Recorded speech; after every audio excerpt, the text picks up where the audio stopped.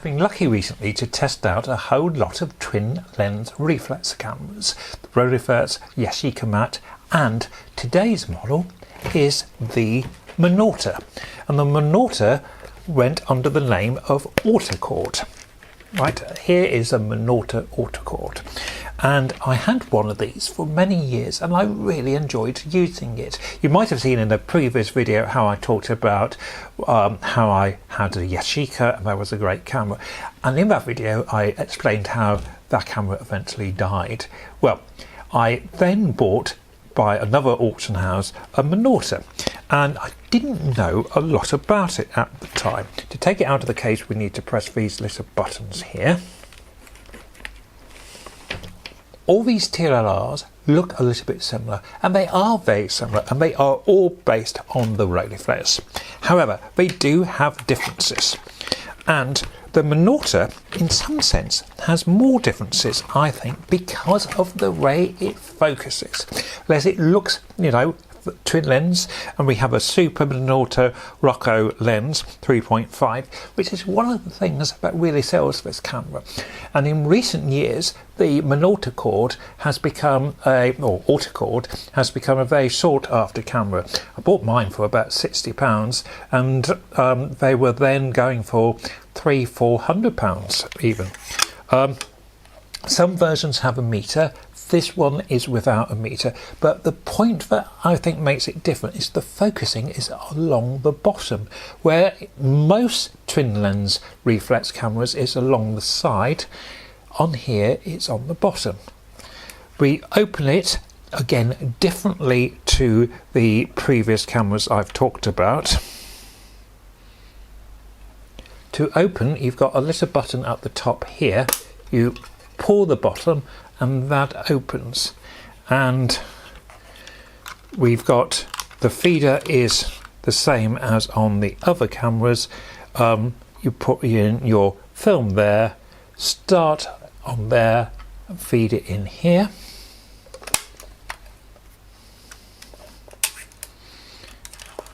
We've got the lovely crank handle, needs to go in there. So as I said, focus along the bottom, which is a little bit different. When I had one of these I found it very, very easy to use. However, when I was using this one again, I didn't find it intuitive, and then my brain went back and thought, when I first had a Autocord I didn't find it intuitive, but after a few films I found it a really nice way to focus. The aperture and the shutter speeds are set by these levers here, and again they're slightly different in design than on the Rolleiflex with the wheel, but it's very similar. In the top you can see your shutter speed and your aperture here, and as I said, focusing along the bottom, aperture, shutter, blind, click. It's leaf shutter. They're very well made cameras. I really enjoyed using mine. Let's see how I got on when I used this version. I'm in one of my favourite locations today, Corfe Castle, and this was Friday afternoon after school, and it was a superb September afternoon, and the sun was just right.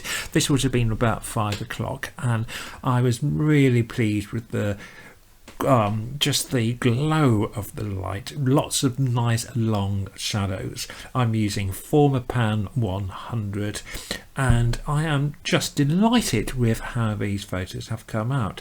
I had a little bit of an issue watching the film, which had nothing to do with the camera. I've had problems with the water here in Dorset. It's a bit hard, but on the second watching of this film the marks came out, and as you can see, this camera is so sharp, plus the clarity of image. You get a really good range of tones, which you should do with this lens, and this is why the Rocco lens became so popular with photographers.